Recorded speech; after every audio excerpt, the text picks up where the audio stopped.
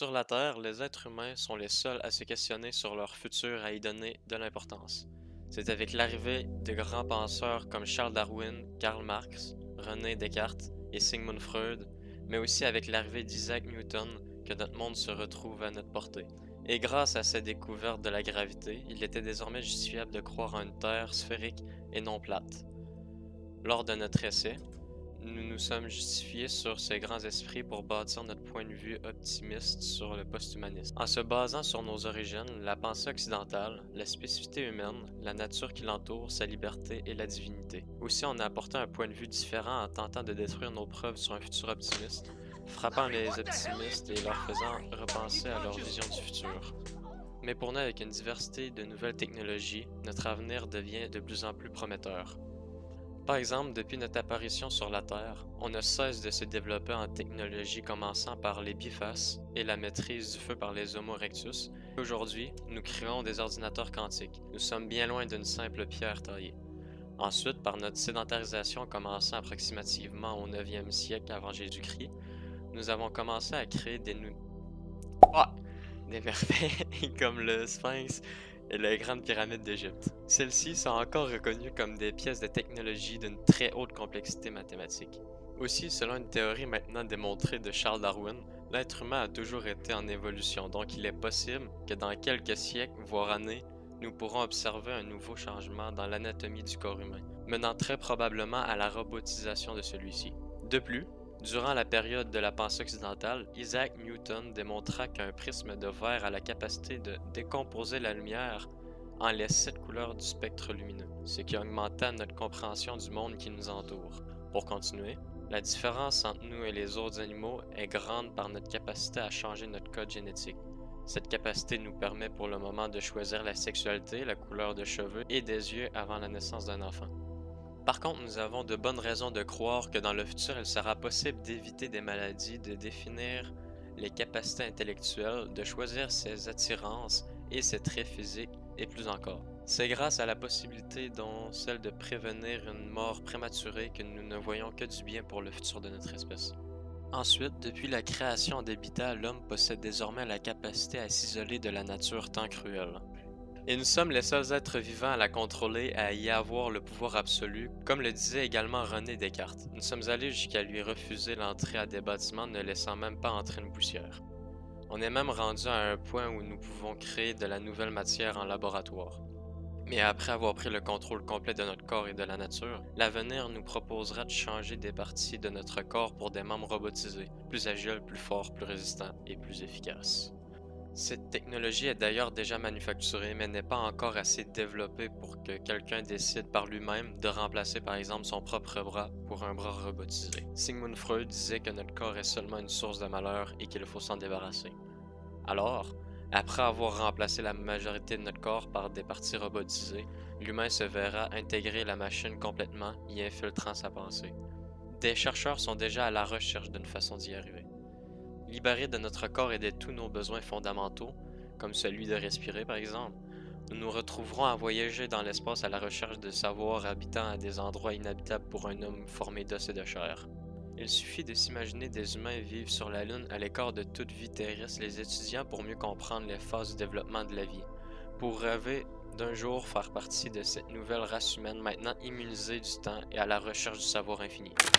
Même avec la destruction d'un être, il serait possible de transférer sa pensée à l'intérieur d'un corps de type mécanique, comme il est déjà faisable avec un backup storage pour récupérer les données d'un ordinateur. Avec quelques recherches, nous pourrions sans doute reconstituer les recherches de Nikola Tesla sur la transmission de l'électricité sans fil utilisant une couche d'air à environ 30 000 pieds d'altitude qui serait conducteur d'électricité. Mais tout ceci ne sont que des spéculations. Cependant, la compagnie D-Wave a prouvé que dans quelques années, la téléportation de données sera possible en utilisant des propriétés de la physique quantique. Aussi, si dans notre exploration interstellaire, il nous arrivait de tomber sur une espèce moins intelligente, éliminer celle-ci ne servirait à rien. Nous devrions plutôt en profiter pour récolter de l'information sur cette espèce pour ainsi améliorer notre connaissance sur l'univers. De plus, si au contraire on tomberait sur une espèce autant ou plus développée que nous, il serait encore à l'avantage de nos deux espèces d'échanger nos savoirs et ainsi combiner nos sociétés pour en former une seule race suprême.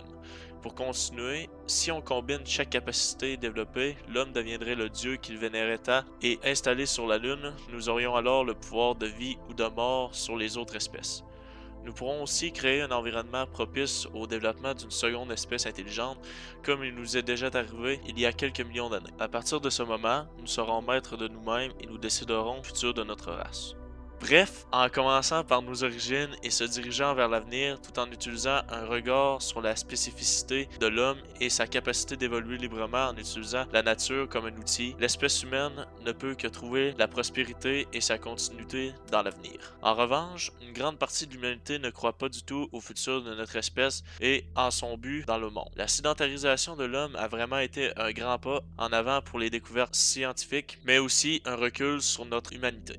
Par exemple, nous utilisons ces connaissances dans la prise de pouvoir, la manipulation d'autrui et la violence plutôt que dans le développement général de la race humaine. Aussi, le maniement du feu découvert par l'Homo erectus s'est transformé en arme par la découverte de l'énergie nucléaire d'Antoine-Henri Becquerel.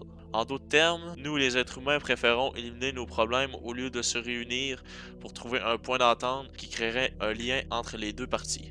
Ensuite, avec la découverte de la gravité par Isaac Newton et les différentes découvertes qui nous ont amenés à la preuve que le monde n'est pas plat, l'humanité a cessé de croire en un être supérieur et punitif des mauvaises actions. De ce fait, même si les guerres de religion étaient et sont toujours aussi violentes, c'est au moment du déni de la religion que nous avons perdu une grande partie de notre bonté. De plus, notre différence envers les autres races et notre capacité à éviter des maladies défient entièrement la sélection naturelle qui, pendant une grande partie de notre histoire, servait à prévenir la surpopulation. Par exemple, la peste noire au Moyen Âge était mortelle et a emporté des millions de morts avec elle. Une telle épidémie ne serait même pas possible de nos jours à cause de notre niveau d'hygiène plus élevé. C'est très cruel de penser ainsi, mais il faut comprendre que le cycle de la vie doit absolument passer par la mort et dans la direction que nous dirigeons, insuffisamment de personnes meurent. Imaginez comment il sera difficile dans quelques années de nourrir toute la population si on a déjà de la difficulté même avec assez de ressources. C'est alors que le point de vue de Jean-Jacques Rousseau sur le retour à la nature et à la simplicité de la race humaine devient de plus en plus populaire pour quelques communautés. Pour souvent, la destruction de la nature est sans doute la chose la plus stupide que l'homme peut faire en ce temps de crise et de surpopulation. Pourquoi ne pas commencer une guerre atomique et tous mourir aujourd'hui au lieu de mourir demain par manque d'oxygène et de nourriture? Nous utilisons la nature comme esclave et quand elle n'est plus d'aucune utilité, nous la jetons et la remplaçons, causant encore plus de mal à la nature que seulement en la détruisant aux premiers abords. Sans oublier qu'après avoir utilisé les ressources de la nature, il serait possible de la reconstruire. Par exemple, tout simplement en replantant des arbres après une déforestation, mais où serait le profit? Pour continuer, la modification du corps humain par la robotisation de certaines parties est très clairement l'une de nos dernières chances de survie. Par contre, qu'adviendrait-il si nous ne sommes pas en mesure de réussir avant que les conditions terrestres deviennent invivables? Nous pensons qu'il faudrait que cette option ne soit pas notre plan A, mais plutôt un plan de dernier recours si nous ne parvenons pas à sauver notre planète. Ensuite, la présence d'une forme de divinité nous a toujours inspiré à la deuxième chance après la mort, mais dans le vrai monde, il n'existe pas de seconde chance ou de pardon ou même d'être suprême qui viendra nous sauver de nous-mêmes. Nous sommes seuls, il ne faut surtout pas compter sur une illusion pour venir nous aider. Donc, croire en un futur prometteur, c'est croire en quelque chose d'impossible, car l'homme est et sera toujours un loup pour lui-même, et c'est ce qui causera sa propre perte. Finalement, avec les points élaborés plus tôt, nous ne pouvons que croire en un avenir difficile, mais rempli de découvertes prometteuses sur le futur et à la continuité de notre espèce. Débutant de nos origines, se dirigeant vers la période des pensées occidentales, devenant une espèce spécifique à nous-mêmes et les différentes relations entre l'homme et la nature, sa liberté et Dieu, il n'existe que des obstacles, des guerres et des conflits, mais tous sans exception, l'humanité a réussi à passer au travers et c'est ce qui se produira dans le futur jusqu'à notre immortalité.